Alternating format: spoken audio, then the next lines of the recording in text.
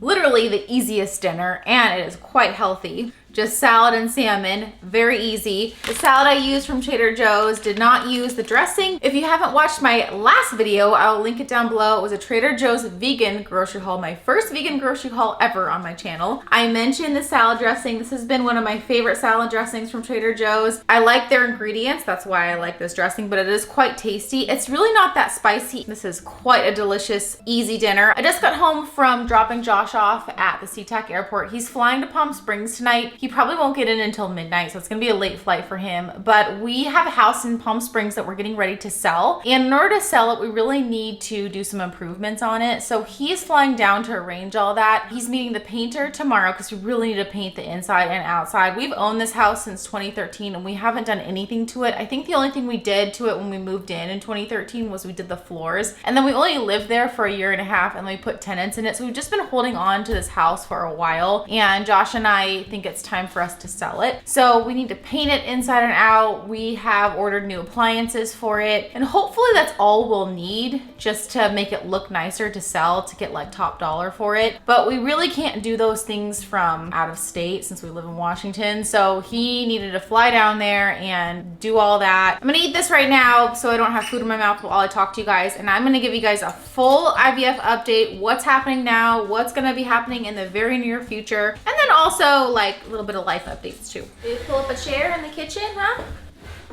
It is dark outside now and the kitchen has the best lighting. So here we are sitting in my chair in the middle of my kitchen with my dog, but it's fine. I'm gonna do a full IVF update now, but if you're brand new to my channel, welcome. I upload 1 to 2 videos a week all about living healthy, and I have taken a break from IVF the last couple of months, and here we go, starting back on IVF again. My embryo transfer date is July 1st, so I will be getting into that obviously. But if you haven't checked out my previous IVF videos, I'll link them all down below. I do have an IVF playlist I can link also, but I have done 2 rounds of egg retrieval and I have a total of 3 normal embryos. If you hear like whining noises, it's Yuma down below me. He's kind of weirded out that I'm just sitting in the middle of my kitchen. It's all good. Yeah, so I did do the genetic testing on all of the embryos that I got from my egg retrievals, and it just turns out that I just have 3 normal embryos, which I'm totally happy with that number. So now the frozen embryo transfer date is approaching very quickly, and I'm gonna give you guys those details. But before I do, the egg retrieval process for me was pretty easy both times, and I have no idea how this transfer process is gonna go. I'm more nervous for this frozen embryo transfer that's about to happen than I was for like the egg retrieval process. I still have Yuma down here, that's why I'm moving. You can't see him, but he's right down here. But I think the reason for my nerves is because of all the medications that I'm gonna have to take for a very long period of time, specifically the, I think you pronounce it PO or PIO injections, which stands for progesterone in oil. And those injections are supposed to be given to me over 12 weeks. And that's a really long time. Whereas the stimulation weeks leading up to egg retrieval was only like a week and a half to 2 weeks of injections in my abdomen. But these PIO or PO injections are in my butt muscle twice a day for 12 weeks. And so I'm just like, I'm pretty nervous about that. And on top of that, there's more medications that I'll get into. I should be super excited about the transfer, like, and I think I am, because obviously that's like pregnancy under a scientific microscope, basically. So I should be excited that I'm gonna get pregnant, but I just don't wanna go through the medications. I'm nervous about the injections themselves in my butt. I'm nervous what these medications, these hormones will do to me in terms of my mental health and my physical health. Anyways, let me back up to the present. So I just mentioned before I ate my dinner that I dropped Josh off at SeaTac airport. He's flying to Palm Springs tonight to get our house ready to sell. Next weekend, we're both flying down to Palm Springs for our wedding anniversary. We've been married for 14 years now, which just flew by, and we've been together for 16 years. So I'm just like, oh my gosh. And if you guys think I'm young, I'm really not that young. I got married at 21, and that's why now I'm 36 and been married for 14 years. And that's kind of how the math works out. But anyways, we are flying down again next weekend. I'm going with him to do the final touches on the house. Hopefully by then it'll be ready to put on the market. And we are gonna be down there too for our wedding anniversary. anniversary. So we're kind of killing two birds with one stone. It is going to be really nice because he did book a really nice resort for our anniversary right next to our house. The other thing that I'm nervous about that has nothing to do with IVF, but our dog Yuma, he's almost 11 months now. We are sending him off to hunting school that week that we're leaving for Palm Springs. So exactly a week from today. Today's Thursday, May 19th. So in exactly a week from today, so next Thursday, we're dropping him off in Ellensburg, which is a 3-hour drive east from us. And he is going to be at hunting school for 4 weeks straight. They are boarding him there. It's kind of a rough and tough program, and they are going to be training him to hunt birds because he is a bird dog. They kind of call it gun dog school because, you know, they will be obviously like training him to like be able to handle guns and everything, which he actually already can because we've tested him out with our own guns, and loud noises don't bother him, which is great. But yeah, he is going to hunting school next week. We're dropping him off in Ellensburg, and straight from Ellensburg, we're driving to the airport to fly to Palm Springs. So next week's going to be quite busy for us. We will be visiting him though here and there during the month of June, but he will be gone all of June. So, but he'll be home by the beginning of July, and July 1st is my transfer. So it'll be fine. So in terms of IVF,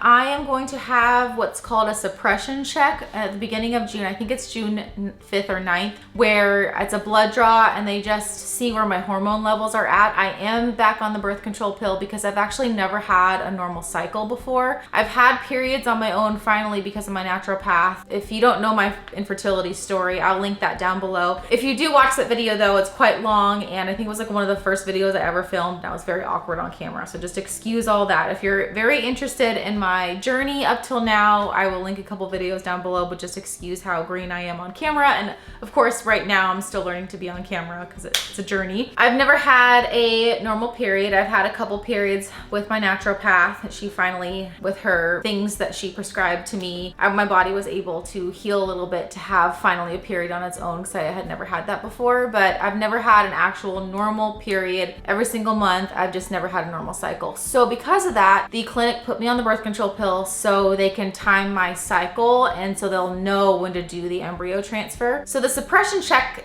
blood draw that I'm going to be having done at the beginning of June will test where my hormone levels are at, and then they'll know like how much estrogen to prescribe me. I believe starting around that time, beginning middle of June, I will be prescribed oral estrogen around 2 milligrams 3 times a day. And then I will be getting another ultrasound on blood draw at the end of June. And based on those blood draws, they want to make sure my estrogen level gets to a certain point and my uterine lining is getting, I guess, a certain measurement or thickness. If those two things match their criteria, then I start these PIO or PO injections, the progesterone injections. I believe I do have to take vaginal progesterone as well. I don't know the details on that, and maybe it just depends on my blood draw and ultrasound I'll have at the end of June, I guess, based on like how my uterine lining is and my estrogen levels. I definitely know that they'll be prescribing the progesterone injections. I just don't know if they'll be also prescribing vaginal progesterone in addition to that. So those progesterone injections will happen right before my transfer date, a few days I think before my transfer date, July 1st, and then I'll get the frozen embryo transfer July 1st, which I have to drive to Seattle for, the same like center that I had my egg retrieval surgery, which is about like a 50-minute drive from my house. That's not too bad. We'll get that transfer done, and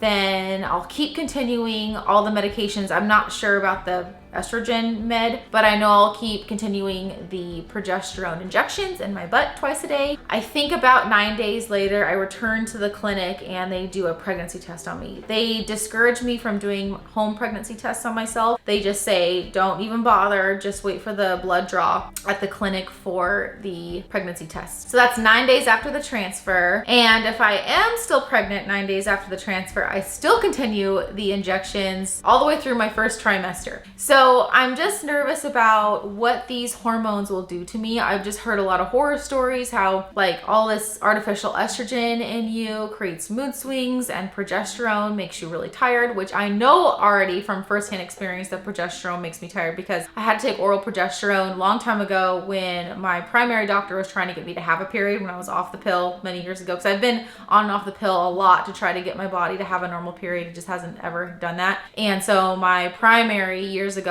prescribed me oral progesterone for 10 days to see if that would help get my period, and I was so tired. I would take it at night and it would knock me out all night long. It was the best sleep I ever had, but I wake up groggy and I'm like, great. If oral progesterone did that to me, I'm sure these injections twice a day is just gonna be really energy draining. So I'm nervous for that. What I am doing though is acupuncture still every other week. And I've been doing that for over 2 years now to help boost my fertility. Acupuncture for infertility, actually, there's a lot of studies out there now showing that it is pretty effective, not by itself, but in addition to other things that you're doing. Acupuncture is very helpful for fertility. I'll link that video down below too if you're interested. I did do a video last year on how acupuncture helps in fertility. I am actually gonna do acupuncture during my transfer, so I'm hoping that helps with the success of it. And then I do plan on maybe instead of doing acupuncture every other week, maybe do it every single week right after my transfer, just to help my body like accept the embryo and hopefully accept pregnancy. So we shall see what happens. I think really that's all I have to tell you about IVF. The last couple months I've just kind of been just getting used to my new job as an OR nurse. I've transitioned from an ICU nurse, which is so different. I feel like I've started over as a nurse. I feel like I've actually changed careers, which is a good thing because I was so burned out with nursing, but this has been a really good job for me. I'm learning a lot in the OR, and so I didn't want to do this transfer when I was getting used to my new job. So by July 1st, I should be like totally used to my new job, or at least a lot more comfortable with it. And so that's why I've taken a break from IVF. My doctor was willing to do the transfer like right after my egg retrieval, but I just decided to freeze them, and which I kind of didn't have a choice anyways if I was going to do the genetic testing. So I did the genetic testing on my embryos. So that's pretty much it for my IVF update. I've taken the last couple months off from IVF just to get used to my new job. I didn't want to go right into the transfer right after my egg retrieval this last time because I didn't want to have to deal with the transfer on top of getting used to my new job, and then if the transfer was successful, being pregnant and trying to figure all that out with my new job. So I chose to just keep them frozen for a while until I got used to my job. So yeah, by July 1st, I'll pretty much be comfortable at my new position, and I'll be ready to do the transfer and hopefully be pregnant successfully. It's so surreal to me that this is coming up so fast. I'm so excited to maybe potentially get pregnant, but I think the anticipation of all the injections and the medications is overriding my excitement for the transfer.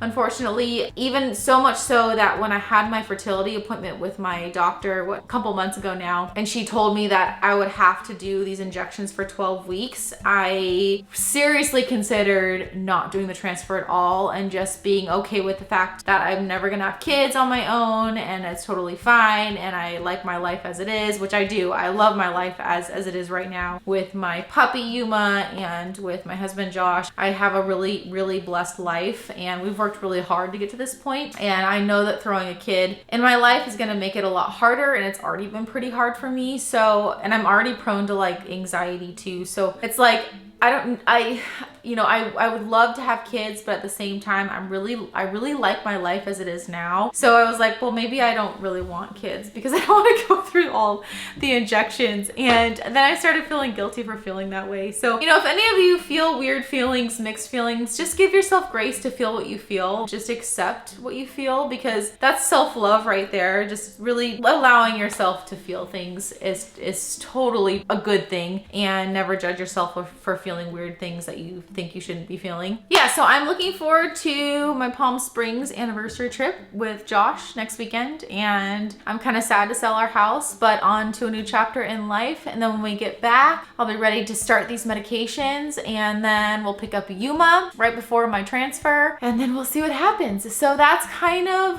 the short-term plan right now. Summer is coming quick. Actually, it's here for most of you with the weather. For us, it's been cold still, but yeah, summer is quickly gonna be here and gone before we know it, and we'll just kind of see what happens with this whole fertility thing. Of course, my love goes out to you guys who are going through your own IVF journey or infertility journey in general. It is a tough road. It's really tough, and it can be very lonely, and that's why I make these videos, to hopefully connect with those of you who are feeling lonely or need some support or some love. I feel you. It's tough. This is a journey that unless you've gone through it, you have no idea idea what it's like. And so that's why it's really hard to be in this journey, because you feel like you're alone, which you kind of are, because a lot of people can't relate. And so I'm here for you, and whatever you need, please reach out. Please comment down below. Maybe if you're going through IVF, comment down below where you're at in your journey. Also, I'm very curious to know if any of you have gone through a transfer before, if it was successful, if it wasn't successful, whatever you'd like to share with me. I would love to hear from you guys. And then for those of you who are just watching this because you're interested and don't have fertility problems or whatever, also comment. I just love to hear from you guys. I do try to respond to every single comment. Thank you so much for subscribing. Thank you so much for all of your support. You guys mean the world to me. I really don't think I would be doing IVF if it wasn't for your guys' support, so I really appreciate it from the bottom of my heart. Thank you so much for watching. Next video is going to be something along the lines of how I'm preparing for the transfer in terms of food, groceries, supplements, all that stuff, because I am on kind of a regimen now that hopefully will help my body accept the embryo and get pregnant. Of course, subscribe down below if you haven't already, because it helps my channel grow so I can give out more love and support to everybody going through fertility issues. Please give the video a thumbs up if you liked it, because it really does help support my channel. And always remember to be kind to yourself.